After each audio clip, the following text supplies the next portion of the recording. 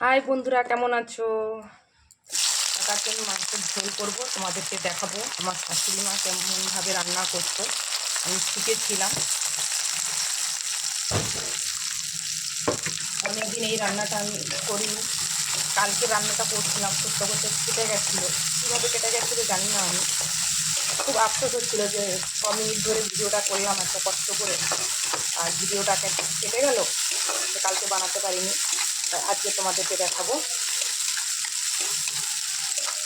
আমি যেহেতু আগে থেকে আলু আর ফুলকপি ভেজে তুলে রেখেছি, এটা তোমাদের দেখালাম না, লাস্টে তোমাদের সাথে তো শেয়ার করবো।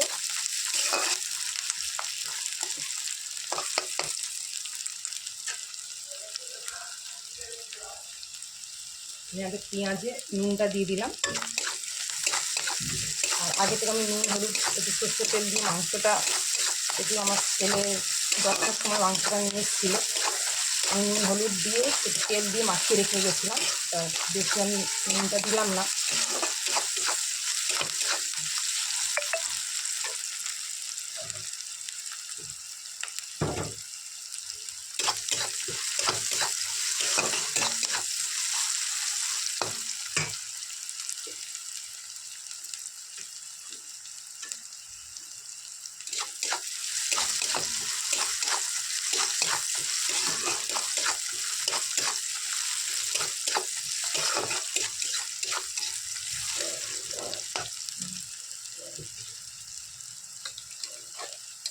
তখন মাংসটায় নুন হলুদ মাখিয়ে রেখে গেছিলাম, দিয়ে দিলাম পেঁয়াজটা ভাজা হতে।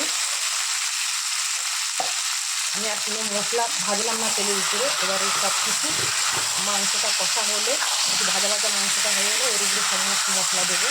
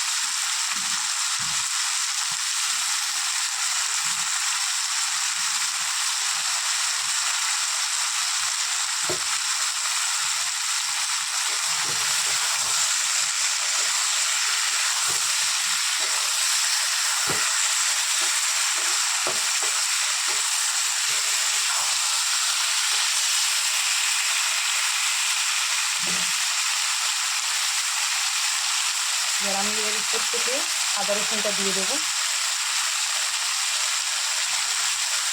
মাংসটা করতে করতে আমার আদা রসুন সব ভাজা, মানে গন্ধটা কেটে যাবে, ভাজা ভাজা হয়ে যাবে মাংসের সাথে।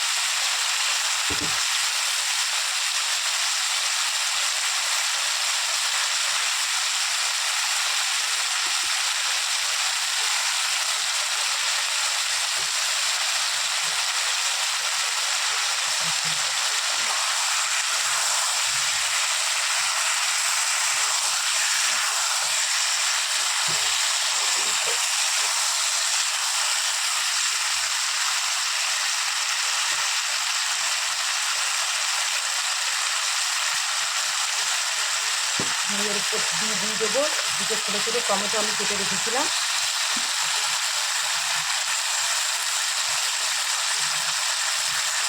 টমেটোটা দিয়ে দিলাম, দিয়ে আবার একটুখানি এটা নেড়ে নেবো, নাহলে টমেটোটা সিদ্ধ হবে না, ওটা ফুটে যাবে। আর মাংসটা করতে করতে টমেটোটা পুরো সিদ্ধ হয়ে যাবে।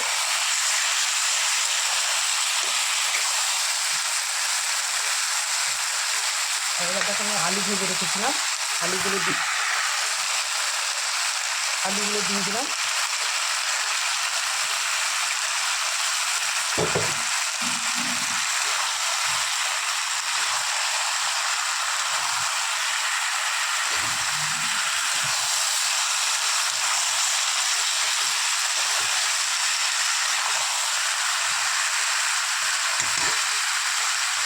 আমি এর উপর দিয়ে দেবো হলুদ, যেহেতু আগে থেকে হলুদ দেওয়া ছিল সেজন্য হলুদটা আমি বেশি দিলাম না।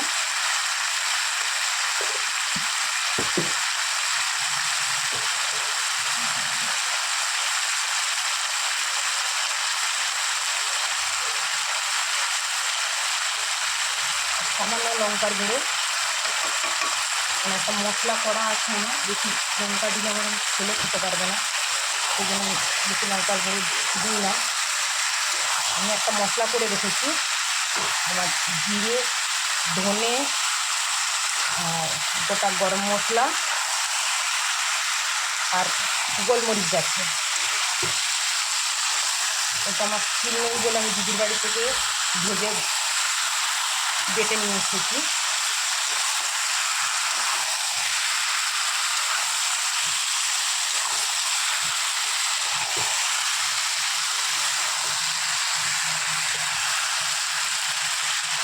আর দেখেছো তোমরা সবাই, আমি দেখালাম খুব অল্প তেল দিয়েছি আমি মাংসতে, কোনো একটা তেল দেবো না।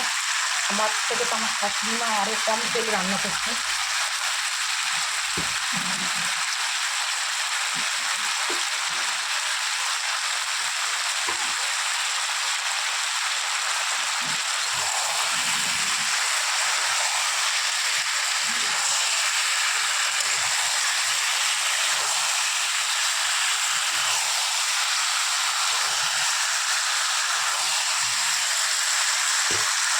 আমি এবার এই মশলাটা পুরো দিয়ে দেবো, যে মশলাটা আমি করে রেখেছিলাম।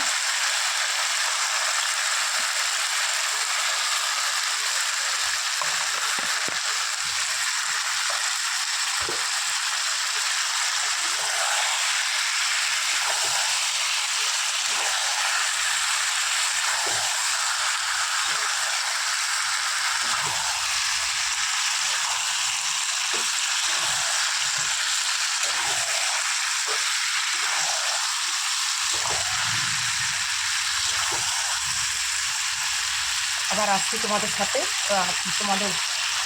সাথে আসছি আবার কথা বলার জন্য। তখন মাংসটা একটু কষা হয়ে যাক। এবার দেখো চলে এলাম, মাংসটা কষছিলাম। এইভাবে মাংসটা না কষলে খেতে ভালো লাগবে না, আর এই মাংসটা যত কষবেন তত ভালো লাগবে খেতে, তরকারির স্বাদটা আসে ভালো।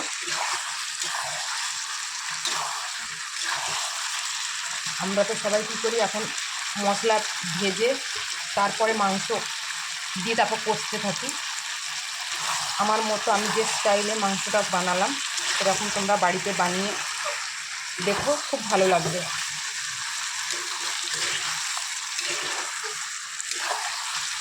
মনে হবে যেন আগেকার মা মাসিদের হাতে রান্না খাচ্ছি আমরা।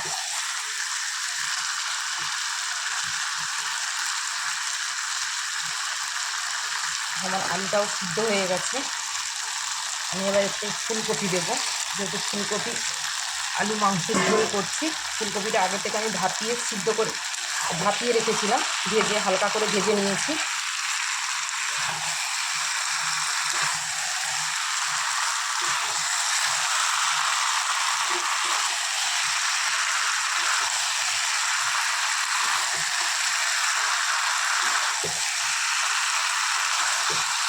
আর তরকারি যত কষবেন তত টেস্ট আলাদা লাগে। দেখো আমার তরকারির কালারটা অন্যরকম চলে এসছে, খুব সুন্দর লাগছে কালারটা।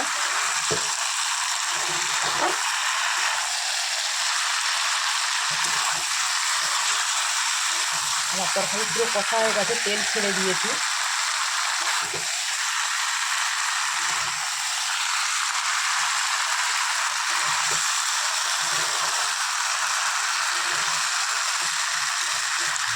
আমার কড়াটা যেহেতু ছোটো তো একটু নাড়তে খুব অসুবিধা হচ্ছে।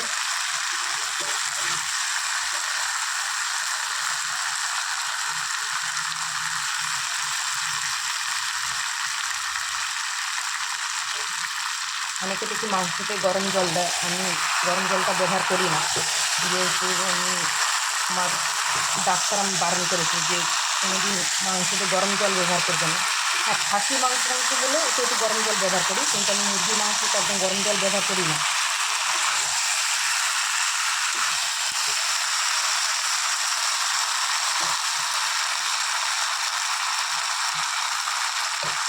এইভাবে মাংস করলে কী হয়, নুন হলুদ পুরো মশলাটা মাংসের ভিতরে পুরো ঢুকে যাবে, আর খেতে খুব সুন্দর স্বাদ হয়।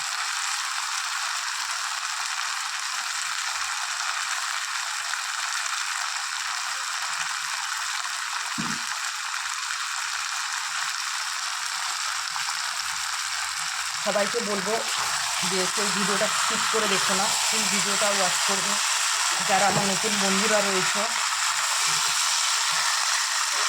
আমার চ্যানেলটাকে সাবস্ক্রাইব করে আমার পাশে থেকো। আর সবাইকে অনেক অনেক ভালোবাসা। আমি কদিন কারোর লাইফে কারোর ভিডিও দেখতে পাচ্ছিলাম না, আমি কালকের থেকে আবার শুরু করেছি ভিডিও দেখা, লাইফে যাওয়া। অনেকের কাছে যেতে পারছি না, কেউ কিছু মনে করো না, আমি ঠিক চলে যাব। আমার একটু প্রবলেমের জন্য কারোর লাইফে আমি যেতে পারছিলাম না।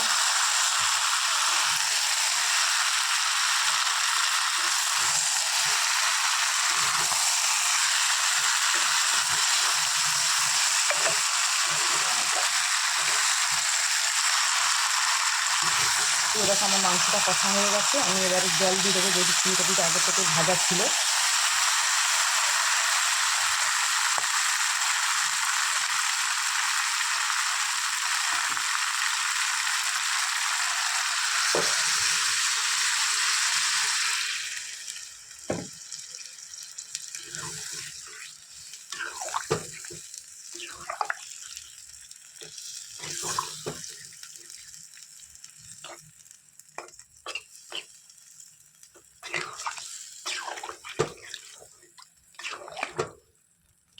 আরও একটু জল দিতে হবে।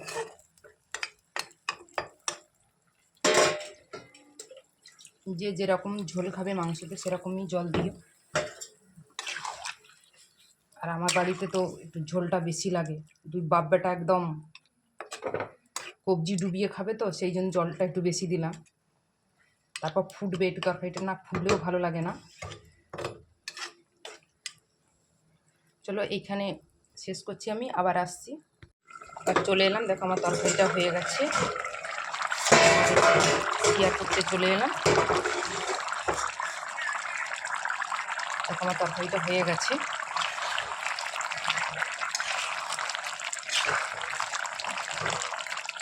আমি এর উপর দিয়ে এবার ধনে পাতাটা দিয়ে দেব।